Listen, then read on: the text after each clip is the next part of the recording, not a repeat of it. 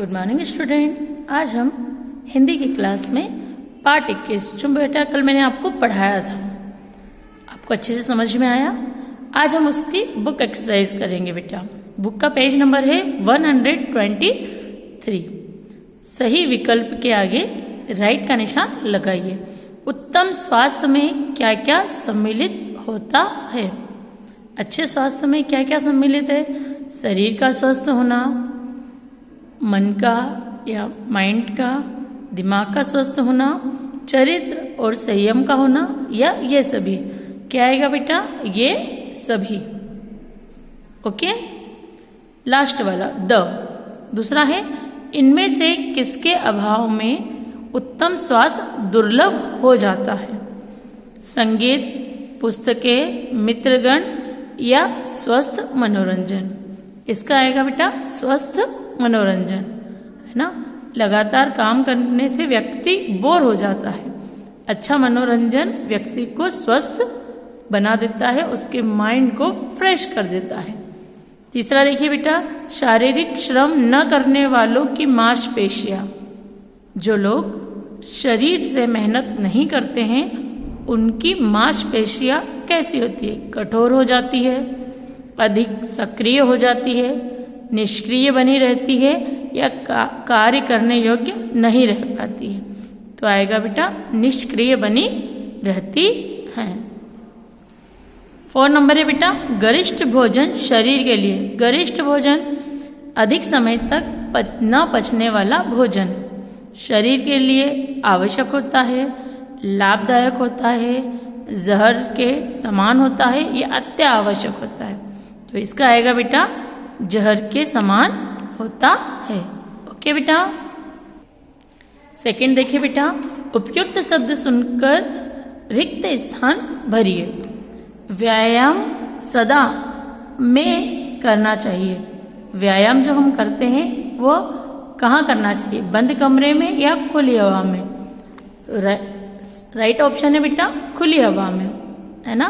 सुबह सुबह की टाइम जब खुली हवा में हम व्यायाम करते हैं तो हमें ताजी और शुद्ध हवा मिलती है। दूसरा है बेटा, प्राणायाम से मस्तिष्क रहता है। प्राणायाम करने से मस्तिष्क स्वस्थ रहता है। भूख न लगने पर भी भोजन खा लेना हानिकारक होता है ना। अगर हमें भूख नहीं लग रही है और हम फिर भी खाना खा रहे हैं तो वो हमारे लिए हानिकारक है। प्रगति के विरुद्ध आचरण को निमंत्रण है। अगर हम प्रगति के विरुद्ध आचरण करेंगे तो यह रोगों को निमंत्रण है हमारे द्वारा। अब बेटा मौखिक, लघु, दीर्घ और भाषा व्याकरण, इन सब के PDF मैं आपको सेंड करूंगी। ओके बेटा। चलिए बेटा अगला पढ़ते हैं पाठ 22, नीति नयन। नीति नयन पाठ पढ़ाने से पहले मैं आपको एक बात बताना चाहती हूँ कि जो विवेक के नियम को सीख लेता है परंतु उन्हें जीवन में नहीं उतारता, मान लीजिए ज्ञान की बातें तो हम बहुत सारी सीख लेते हैं लेकिन उनका हम पालन नहीं करते हैं, ऐसे व्यक्ति की तरह है जिसने अपने खेतों में मेहनत तो की है परंतु बीज नहीं बोया। वे व्यक्ति कैसे हैं? जो मेहनत तो खूब करते हैं लेकिन उन्होंने अपने खेतों में बीज ही नहीं बोया। बेटा बीज ही नहीं बोएंगे तो फसल कहाँ से उगेगी, है ना। कहने का मतलब यह है कि अगर कोई व्यक्ति खूब मेहनत करता है, खूब करता है, लेकिन अपने लक्ष्य का, अपने काम का निर्धारण नहीं करता है तो उसका वो काम केवल सोचने से कभी भी पूरा नहीं होगा। क्लियर बेटा? चलिए ये बेटा सारे दोहे हैं। क्या है बेटा? दोहे। ठीक है, चलिए पहला दोहा हम पढ़ रहे हैं। बड़े बड़ाई ना करे, बड़े ना बोले बोल। रहीमन हीरा बक कहे, लाख टका मो मोल। संदर्भ मैंने आप लोगों को पहले भी लिखाया है, सेम ही रहेगा बेटा। प्रस्तुत पंक्तियां हमारी पाठ्य पुस्तक मेदिनी के पाठ 22 नीति नयन से ली गई है। आ रहा है समझ में?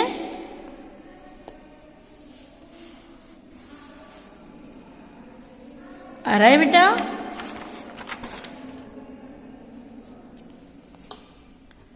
बड़े बड़ाई ना करे, बड़े न बोले बोल, रहीमन हीरा बक कहे, लाख टका मोल। यहाँ पर कवि जो हैं रहीम दास जी, वो कहते हैं कि हमें बड़े बड़े बोल, बड़ी बड़ी बातें नहीं करना चाहिए। बड़े न बोले बोल, अपनी स्वयं की बड़ाई या अपने स्वयं की प्रशंसा भी नहीं करना चाहिए। क्योंकि रहीमन हीरा बक कहे, क्योंकि हीरा जो बेटा काफ़ी महंगा होता है, अनमोल होता है ना, बहुत महंगा होता है वो, उसका मोल तो होता है, लेकिन हर व्यक्ति के लिए उसे खरीद पाना नामुमकिन होता है। रहीमन हीरा बक कहे, लाख टका मोल। रहीम दास जी कहते हैं कि हीरा कभी बक बक के बोल बोल कर ये नहीं कहता कि लाखों रुपए मेरा मूल्य है। ठीक है बेटा। प्रसंग और संदर्भ, संदर्भ हमेशा हम लिखते हैं वैसा ही रहेगा, और प्रसंग रहेगा। इन पंक्तियों में रहीम दास जी ने, या इन पंक्तियों में कवि ने बड़े बोल के न बोलने के बारे में कहा है ना। बड़े बोल नहीं बोलना चाहिए, क्योंकि व्यक्ति की पहचान उसके कार्यों के द्वारा होती है, न कि खुद की बड़ी बड़ी डींगे हाँकने के कारण। जो व्यक्ति बड़ी बड़ी बातें करता है वो बड़े बड़े काम कभी भी नहीं करता है। ओके, चलिए सेकंड देखिए। रहीमन देखी बड़े इनको, लघु न दीजिए डारी, जहाँ काम आवे सुई, कहाँ करे तरवारी। संदर्भ प्रस्तुत पंक्तियाँ हमारी पाठ्य पुस्तक मेदिनी के पाठ 22 नीति नयन से ली गई हैं। इसके कवि रहीम दास जी हैं।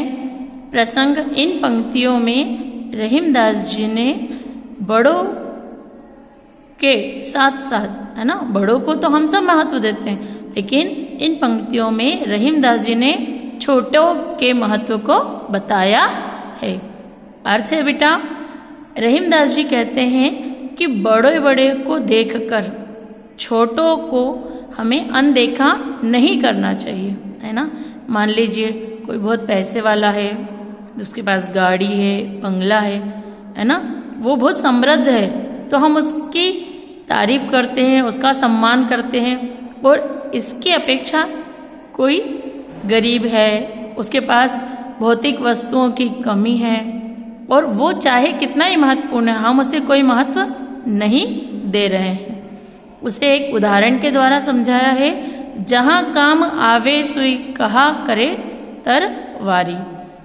रहीम दास जी कहते हैं कि सुई का काम तो सुई करती है, सुई की जगह तलवार का कोई उपयोग नहीं है। मान लीजिए हमें कपड़े सिलना है, कपड़े क्या करता है बेटा, फट जाते हैं। कपड़े सिलने से सुई कितना अच्छा काम करती है, कपड़ों को सिलती है ताकि मनुष्य का तन ढकता है।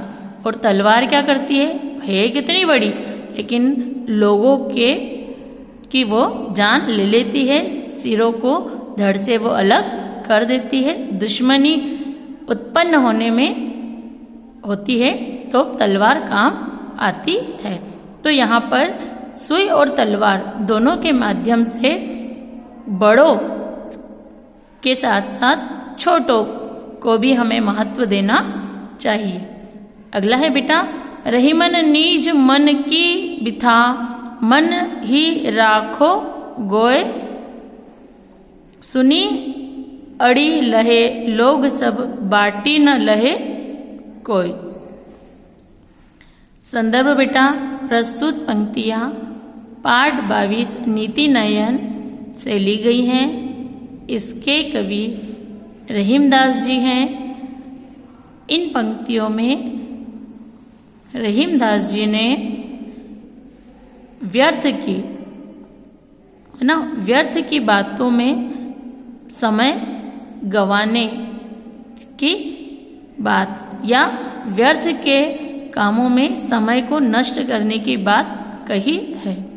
रहीमन निज मन की बिथा।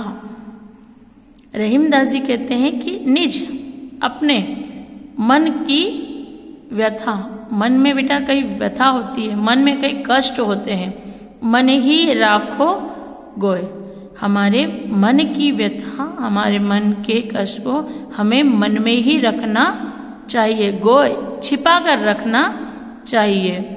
सुनी अड़ी लहे, सुनी अड़ी लहे, लोग सब बाटी न लहे कोई। जब हमारे मन की बातों को लोग सुनते हैं तो क्या करते हैं, हंसते हैं, और बाटी न लहे कोई, हमारे दुख को कोई भी नहीं बांटेगा बेटा। हमें हमारे दुख को अगर हम लोगों से कहेंगे तो लोग हमारे सामने तो झूठी मोटी सहानुभूति जताएंगे, लेकिन हंस हंस के वो कई लोगों को और बताएंगे। हमारा दुख कोई नहीं बांट सकता बेटा, हमें हमारे दुख से स्वयं ही लड़ना पड़ेगा। ठीक है, अगला देखिए, बसी कुसंग चाहत कुशल, यह रहीम जिय सोय, महिमा घटी समुद्र की, रावण बसियो पड़ोस। संदर्भ वही रहेगा। प्रस्तुत पंक्तियाँ हमारी पाठ्य पुस्तक मेदिनी के पाठ 22 नीति नयन से ली गई हैं। इसके कवि रहीमदास जी हैं। प्रसंग, इन पंक्तियों में कवि ने अच्छी संगति के बारे में, सत्संगति के महत्व के बारे में बताया है। अर्थ, बसी कुसंग चाहत कुशल, है ना। बसी, बसी का मतलब होता है बसना। कुसंग, कुसंग का मतलब होता है बुरों का साथ। चाहत मतलब चाहना, कुशल मतलब भलाई। हमारे पास में अगर किसी बुरे का कोई साथ हो, अगर हम बुरे लोगों की संगत में हैं, बसी कुसंग, कुसंग मतलब बुरे लोगों की संगत। अगर हमारी संगत बुरे लोगों के साथ है तो वह चाहकर भी हमारी भलाई नहीं कर सकते। यह रहीम जी सोए, यही रहीमदास जी ने बताया है। महिमा घटी समुद्र की, रावण बसियो पड़ोस। जिस प्रकार समुद्र कितना बड़ा है, कितना घना है ना, उसकी महिमा, उसकी महानता कब घट गई, जब रावण उसके पड़ोस में बस गया। अर्थात रावण की जो लंका थी वो कहाँ थी, समुद्र के पार। इसलिए अच्छे लोगों की संगत में रहने से हमारा आचरण, हमारा व्यवहार अच्छा ही होता है। और हम बुरे लोगों के साथ रहें, भले हम बुरा ना करें, लेकिन फिर भी हम बुरे ही कहे जाएंगे, क्योंकि जो हमारी संगति है बेटा, वो एक न एक दिन हमें बुरा ही बना देगी। ओके, चलिए बेटा नेक्स्ट। रहीमन चुप है बैठिए, देखी दिनन के फेर, अब नीके दिन आइए, बनत न लागिए देर। संदर्भ बेटा, प्रस्तुत पंक्तियाँ हमारी पाठ्य पुस्तक मेदिनी के पाठ 22 नीति नयन से ली गई हैं। इसके कवि रहीमदास जी हैं। प्रसंग, इन पंक्तियों में रहीमदास जी ने समय के परिवर्तन के बारे में बताया है। बेटा, परिवर्तन प्रगति का नियम है। सदा एक जैसा समय नहीं रहता है। जैसे दिन होती है, रात होती है, धूप होती है, छांव होती है, उसी प्रकार व्यक्ति के जीवन में अगर कष्ट आए हैं तो उन कष्टों का निदान भी अवश्य होगा। रहीमन चुप है बैठिए। रहीमदास जी कहते हैं कि हमें धीरज धरकर चुप बैठना चाहिए। देखी दिनन के फेर, और अपने सही काम को, सही कर्म को करते हुए देखना चाहिए। देखते ही देखते दिन फेर, दिन बदल जाएंगे। हमें हमेशा हमारे कर्म को अच्छा करने की कोशिश करनी चाहिए। देखते ही जब नीके दिन आइए, जब हमारे अच्छे दिन आएंगे, बनत न लागिए देर, तब हमारे बिगड़े सारे काम बन जाएंगे। ठीक है बेटा, हमें विपरीत परिस्थिति में, है ना, घबराना नहीं चाहिए और हमें धैर्यता के साथ, है ना, धैर्यता के साथ अच्छे दिनों, ये विश्वास होना चाहिए अगर हमारे द्वारा किया गया कार्य अच्छा है ना, तो एक न एक दिन वो समय जरूर आएगा जिस दिन हम हमारे लक्ष्य को पूरा कर पाने में सफल हो पाएंगे। अगला देखिए बेटा,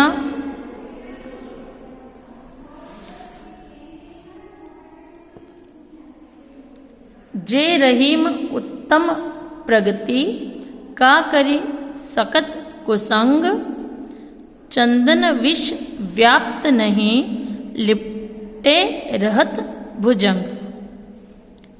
संदर्भ प्रस्तुत पंक्तियां हमारी पाठ्य पुस्तक मेदिनी के पाठ 22 नीति नयन से ली गई हैं।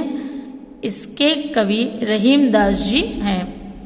इन पंक्तियों में रहीम दास जी ने अच्छी संगत, है ना, सत्संगति के महत्व को समझाया है।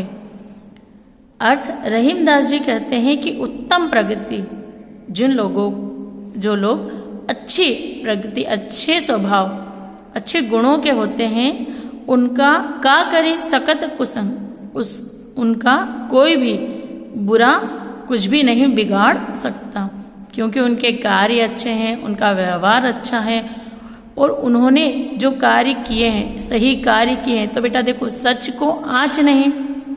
तो रहीम दास जी कहते हैं कि जो अच्छी प्रगति के लोग होते हैं, जो परोपकार करते हैं, सहयोग करते हैं, उनका कोई भी कुछ भी नहीं बिगाड़ सकता। चंदन विष व्याप्त नहीं, चंदन के पेड़ पर विष नहीं लगता है, जबकि उस पर कई सारे भुजंग मतलब सांप, जबकि सांप को चंदन की जो महक होती है वो पसंद आती है, इसलिए चंदन के पेड़ पर सांप हमेशा लिपटे रहते हैं। लेकिन सांप के लिपटने के बावजूद सांप का जहर चंदन पर नहीं लगता। आई बात समझ में? हम चाहे किसी के भी साथ रहें, बुरे के साथ रहें, बुरे से बुरों के साथ रहें, हमारी संगति भले ही कैसी हो, लेकिन हम अपने गुणों को महत्व दें, न कि हमारी संगति, जिसकी संगति में हम रह रहे हैं उसे। देखो बेटा, अगर दुनिया में हम आए हैं और हमें काम करना है तो हमें हर किसी की आवश्यकता पड़ती हो, है ना। हम ये नहीं कह सकते कि यार ये खराब है तो इसके साथ नहीं रहे, ऐसा नहीं है बेटा। अच्छा और बुरा व्यक्ति अपने व्यवहार से बनता है ना। एक कहावत है, रास्ते पे पड़ा हुआ पत्थर, है ना, कई बार हम पत्थर को क्या करते हैं, रास्ते पे पड़े हुए अपने पैर से ठोकर मार देते हैं। लेकिन कई बार ऐसी परिस्थिति आती है कि वो रास्ते का पड़ा हुआ पत्थर भी हमारे काम आ जाता है। इसलिए हमें व्यवहार, हमारी मेलजोल सभी के साथ रहना चाहिए, लेकिन उनकी संगति, उनके गुणों को नहीं अपनाना चाहिए। अगला है बेटा, घनी रहीम जल पक को लघु जिए पियत अघाय, उधधी बढ़ाई कौन है जगत पियासो जाए। संदर्भ वैसा ही है। यहाँ पर रहीम दास जी ने पंक है बेटा, ये पंक का मतलब होता है कीचड़ और पियत का मतलब होता है पीता है ना। धनी रहीम जल पंक को लघु जिए पियत अघाय, उधधी बढ़ाई कौन है जगत पियासो जाए। उदती का मतलब होता है बेटा समुद्र। रहीमदास जी ने इन पंक्तियों में कीचड़ या बुरे लोगों की जो संगति है उनमें रहते हुए भी सत्संगति के महत्व को बताया है। चलिए बेटा, यहाँ से अब हम कल पढ़ेंगे, है ना। आप लोगों को इसमें अगर कोई भी दोहा समझ में नहीं आया है तो आप मैसेज के द्वारा मुझसे इसमें आई प्रॉब्लम्स को शेयर कर सकते हैं। ओके बेटा, थैंक यू।